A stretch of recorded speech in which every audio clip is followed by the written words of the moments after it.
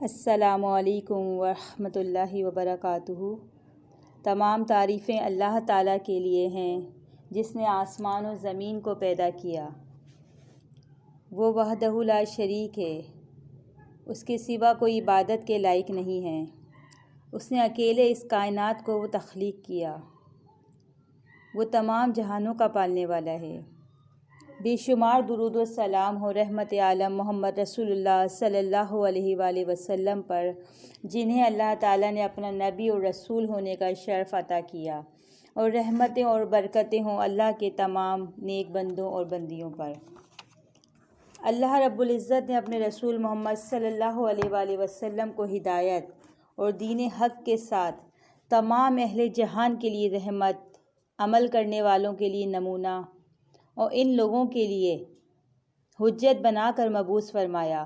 آپ پر نازل کردہ کتاب و حکمت کے ذریعے اللہ نے وہ سب کچھ بیان کر دیا جس میں بندوں کے لیے بھلائی اور دینی امور کی استقامت ہے۔ صحابہ کرام رضی اللہ تعالیٰ عنہ، تابعین رحمۃ اللہ علیہ، یہ وہ نیک ہستیاں تھیں جنہوں نے شریعت کو تھاما اور سنت رسول کو مضبوطی سے پکڑا، اور یہی وہ لوگ تھے جو مبارک جماعت والے قرار پائے۔ ان کی مخالفت کرنے والے، ان کو تنہا چھوڑنے والے کوئی نقصان نہ پہنچا سکے۔ اللہ رب العزت سے دعا ہے کہ ہمیں بھی انہی کے نقش قدم پر چلائے اور ایسے اعمال ہم سے کرائے جن کی کتاب اللہ و سنت رسول سے تائید ہوتی ہے۔ اب ہم آتے ہیں اپنے موضوع کی طرف۔ حقوق اللہ کی ادائیگی کے ساتھ ساتھ حقوق العباد بھی ادا کرتے رہنا چاہیے، ورنہ قیامت کے دن ایک وہ شخص جس نے حقوق العباد پورے نہیں کیے یا کسی کے حقوق غصب کر لیے تو قیامت کے دن نیک اعمال تقسیم ہو جائیں گے۔ بخاری میں حدیث ہے کہ آپ صلی اللہ علیہ وآلہ وسلم نے صحابہ رضی اللہ تعالیٰ عنہ سے پوچھا، جانتے ہو مفلس کون ہے؟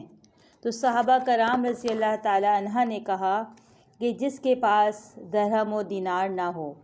تو آپ صلی اللہ علیہ وآلہ وسلم نے فرمایا، نہیں، بلکہ مفلس وہ ہوگا جو قیامت کے دن بہت سے نیک اعمال لے کر آئے اور اس کے ساتھ قرض دار چکر لگا رہے ہوں کہ ہمارا قرض ادا کرو۔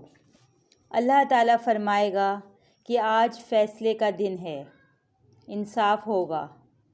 اللہ تعالیٰ کہے گا کہ آج اس کے پاس دینے کو کچھ نہیں، اس کی نیکیاں لے لو، لہذا اس نیک آدمی کی نیکیاں ان لوگوں میں تقسیم ہو جائیں گی جن کا اس نے دنیا میں حق مارا تھا۔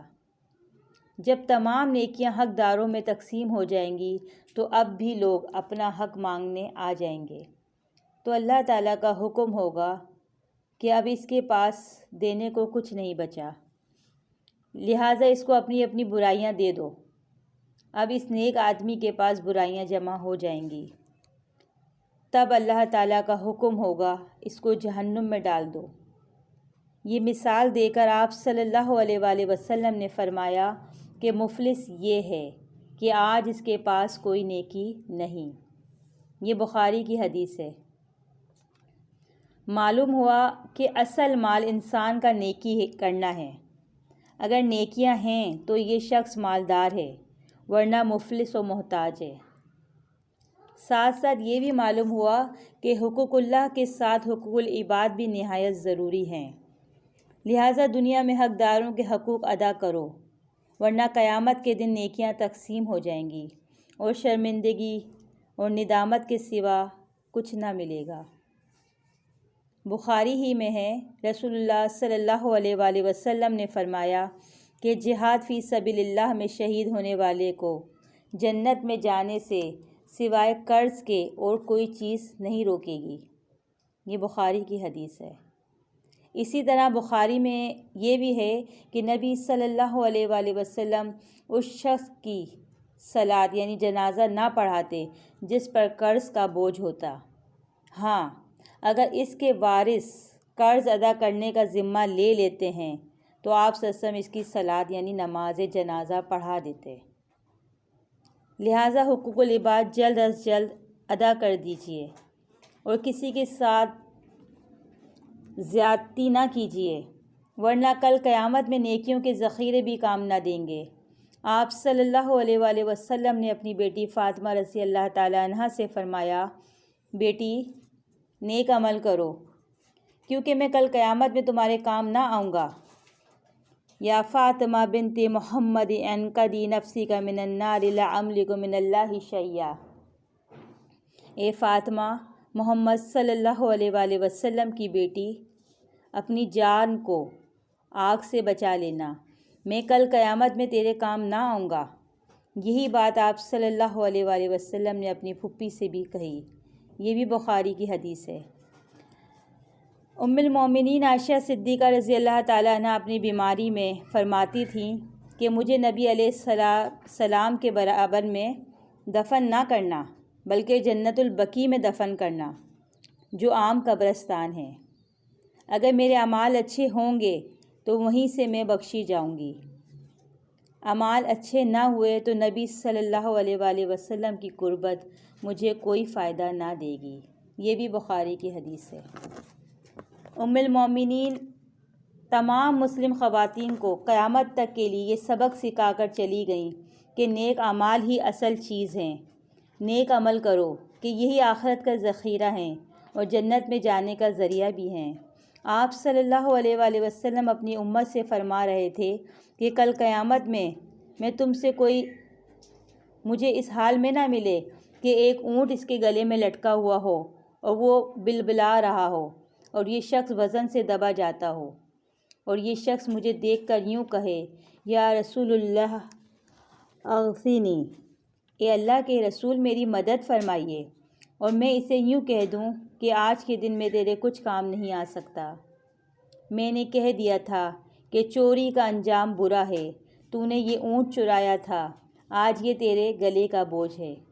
اور کوئی کل تم میں سے مجھے اس حال میں نہ ملے کہ ایک گھوڑا اس کی گردن میں لٹک رہا ہو اور یہ شخص اس گھوڑے کے وزن سے دبا جاتا ہو، اور یہ شخص مجھے دیکھ کر کہے، یا رسول اللہ اغثنی، اور میں اسے یوں کہہ دوں، لا املک من اللہ شیئا، آج کے دن میں تیرے ذرا کام نہیں آ سکتا۔ اور کل تم میں سے کوئی مجھے اس حال میں نہ ملے کہ ایک بکری اس کے گلے میں لٹکی ہو اور یہ شخص وزن سے دبا جاتا ہو، اور کوئی شخص مجھے اس حال میں نہ ملے کہ سونا چاندی اور کپڑے اس کے گلے میں لٹکے ہوں اور یہ وزن سے دبا جاتا ہو، اور مجھے دیکھ کر کہے، یا رسول اللہ اغثنی، یہ اللہ کے رسول میری مدد کیجیے، تو میں اس سے یہ کہہ دوں کہ آج کے دن میں تیرے کچھ کام نہیں آ سکتا۔ میں نے بتا دیا تھا کہ چوری کا انجام برا ہے، تو نے چوری کی، اب اپنے انجام کو تو پہنچ گیا۔ یہ بھی بخاری کی حدیث ہے۔ غور کیجئے کہ حقوق العباد ادا نہ کرنے کا آخرت میں کتنا بھیانک انجام ہوگا۔ اللہ تعالی ہم سب کو اس بھیانک انجام سے محفوظ رکھے، آمین۔ حقوق العباد سے کوتاہی برتنے والوں کا قصور اس وقت تک معاف نہ ہوگا جب تک کہ وہ شخص جس کا حق غصب کیا گیا خود معاف نہ کر دے۔ لہٰذا دنیا ہی میں حقدار کا حق ادا کرتے رہیے، ورنہ آخرت کا عذاب لازمی ہے اور بہت بڑا ہے اور دکھ دینے والا عذاب ہے۔ ایک جگہ رب العالمین غفور الرحیم بھی ہیں تو ایک جگہ شدید العقاب، سخت عذاب دینے والے بھی ہیں۔ اللہ رب العزت جب بھی ہم اس دنیا سے جائیں ہمارا خاتمہ بالخیر کرے، اور ہمارے اوپر قرضوں کا بوجھ ہو نہ گناہوں کا بوجھ ہو، صرف جو بوجھ ہو ہماری نیکیوں کا بوجھ ہو ہمارے اوپر۔ اللہ رب العزت جب بھی اس دنیا سے جائے ہمارا خاتمہ بالخیر کرے۔ وما علینا الا البلاغ المبین۔ السلام علیکم ورحمۃ اللہ وبرکاتہ۔